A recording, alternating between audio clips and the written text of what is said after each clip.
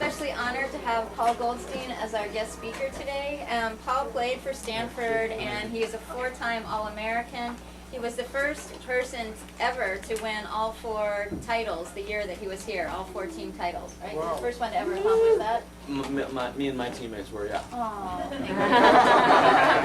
thank you. Exactly.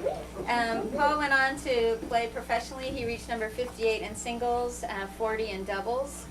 And he has a lot of claims to fame, and I'll hopefully draw them out because I think they're really interesting. He actually has more titles in the challenger level than anyone else ever. And he also, for 9 years on the tour, was the highest ranked player with a college degree. For 9 years on the tour. So let me just tell us about then when you went on the Pro Tour. Maybe take us into some of your favorite moments and matches from the Pro Tour. Well, it was a big adjustment from the, not a big adjustment, but certainly an adjustment at the level of competition on a consistent basis. I felt like while I developed quite a bit during my college years, there were things within within competition that I was able to get away with at the college level that I wasn't able to get away with at the professional level, and so made it an immediate adjustment, or understood that I had to make an immediate adjustment to be able to be successful at the Pro Tour. And candidly, I think if you had told me before my career started that I would have the results I would have had, I would have taken it in a heartbeat. Having gone through it, I feel like like any competitor, always could have felt like I could have done a little bit better. Some of my favorite moments, graduated from Stanford in June of '98, played competitively that summer in some smaller events, challengers, futures, things like that, had a moderate amount of success. Was able to play the U.S. Open that fall in September. Won my first round against a guy from Australia who's around 50 in the world, so I was excited about that. Second round, played Sampras when he was number 1 in the world, in the midst of his 6 years in a row of finishing number 1 in the world. Played him on Stadium, or actually on Armstrong. And lost, but a tough match, 4 sets. Wow. 10,000 people in the stands. Even though it was a loss, played really well. Didn't know any better than to just win a set from Sampras. So that was a really fun, a great experience, and sort of gave you even though you lost, fond memory, and gives you some confidence moving forward that maybe I got a shot at being out here for a little while. And then took that momentum to the Australian Open 3 months later. And qualified, so I had to win 3 matches through qualifying, whereas at the U.S. Open I had gotten a wild card into the main draw, which was a blessing. Won 3 matches to qualify, which is very competitive. Won my first round. Second round, I'm playing a guy who's 9 in the world. Got through that one, so a tremendous win there. Who was that? This is Greg Rosetsky, a guy from Great Britain. We've heard of That was a good one at the time. And then, although that was a great experience, it also was probably one of my top 2 or 3 matches I'd like to have back in the third round of the Australian Open, playing a guy from Romania named Andre Pavel, very talented guy, beautiful one-hand backhand, and was up 2 sets to playing great tennis. Was up 2 sets to 1 and 5-2 in the 4th. So I had an opportunity to make the 4th round of a slam. This is 9 months after having graduated college. Little did I know, 15 years later, that would have been my best opportunity to make round of 16 at a slam. And needless to say, didn't get it done. Still haven't forgiven myself. Coach hasn't forgiven me. Any other matches you wish you could have back? Is that their How much biggest time? one? Remember, the losses a lot more than the wins. When you look at what's going on the tour now, what do you see is there anything different between now and when you were playing? Yeah, when I was playing now, it was sadly 16 years ago, 15, 16 years ago. So I think there's been some changes I'll start with the men's game.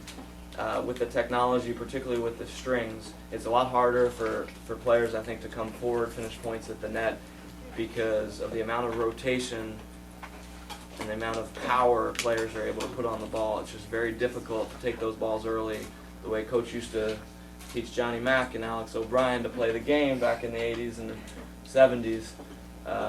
Coach actually the 60s as well, I think. It's much more difficult to play that way today. The game is played much more sort of from here than it is straight ahead from here. And so getting that rotation on the ball, it makes for the game a little bit more one-dimensional. Guys hitting huge ground strokes from the back.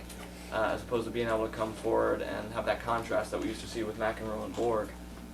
So that's a little bit disappointing. At the same time, I think that tennis players now are some of the best athletes in the world. And what Djokovic and Nadal did in the finals of the Australian, playing the 30-ball rallies 5.5 hours in, is just remarkable. So I think the big change is the physicality in the game. I mean, you can't be a top 100 player if you're not a monster athlete, and you can cover the court like nobody's business. Paul, what's your thought about the future of American tennis? I was here a couple days ago watching the guys play, and I always look at the rosters. There's one American on the other roster. Who are you watching? Is that Pacific? Yeah. No, but just any of them. I mean, I had a scholarship. My name at ASU tennis. Dick knows, and And ASU doesn't have a program anymore. and we don't have a program anymore. Yeah. But nonetheless, it's just like it's just I just. Well, so there are two things, like future of American tennis, future of American tennis within the college game. It's Yeah. sort of two different things. Start within the college game. I'd love to see, particularly the public institutions, I'd like to see the coaches at the public institutions make put more of an emphasis on providing opportunities for American players. Some of the private schools, I think, have a little bit more of a justification for not giving scholarships to Americans quite as much. I think it's a little disheartening for some American juniors coming up when they see a lot of the scholarships going to international players because it maybe, God, why am I going to work so hard and I'm not going to have a chance at a scholarship anyway. So that's a challenge. At the same time, the influx of international competition in college has increased the level of play, I think, to a large extent.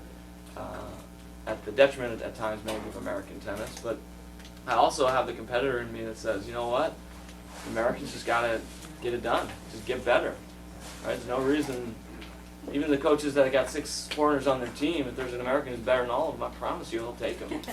So, I'm not going to make any excuses. I think American youth have a lot more distractions than perhaps we used to, with whatever, social media, the internet, different types of sports as well. The other thing about tennis, which is, I think, interesting, is especially when you're starting, it is a really humbling game. I don't care what kind of athlete you are, you pick up this racket for the first time, you are not going to be good. And you need to, it's a 10,000 hour sport. You need to put in 10,000 hours to play at an elite level. And if you're not willing to do it, if you pick it up and say, I'm not so good, and you pick up something else, or if you get onto Facebook and you don't invest the time, tennis is not going to reward you. And whereas you hear some stories of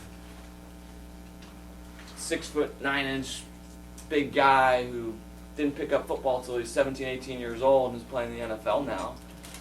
It's a big motor skill sport. Tennis is a small motor skill, muscle memory sport. And if you don't start playing when you're younger, and if you don't put in 10,000 hours, barring a little bit from Malcolm Gladwell there and outliers, but it's very, very true in tennis, more so than I think all the other sports. Golf probably the same way. So you got to invest the time, and with all the distractions going on, it's probably hard. What is the gap that you can expand on as you see from the collegiate level and the pro level? When you're in college, when you're in juniors, if you're good, you're winning a lot of tournaments. I think my worst year in school, I was like 24-6 or something, lost 6 matches. Well, it only took 6 weeks on tour before I had 6 losses on my belt.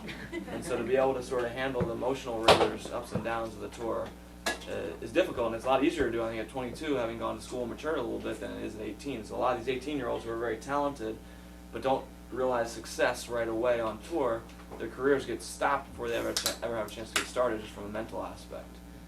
When I was in school, I had mentioned earlier that I felt like I got away with certain things in college I just couldn't on tour. And so, for example, there were times where I felt like I would come to the net to put pressure on a guy just for the sake of putting pressure on a guy, and just because I had Stanford on my chest, and just because Coach had, built the program that he had built, well, that guy missed the passing shot. Whereas in tour, I didn't have Stanford on my chest anymore. The guy said, "Thank you very much. You shouldn't be coming in on that." So that is an example of the type of adjustments I felt like I had to make when I was making the transition from college to the tour. All right, Paul, it was so nice of you to Yeah. come. I really Thanks for having me. Yeah, it means a lot lot for us to hear your perspective. And again, I want to thank each and every one of you for coming out. And thanks to all the Zoom clients, Edwin, Judy, Mike, Michael, Kanchan. Let's see if I missed anybody. Pam is practically a client. And Wynn. Thanks so much for your support, and let's go cheer for the Cardinal and singles. Ellie Victor.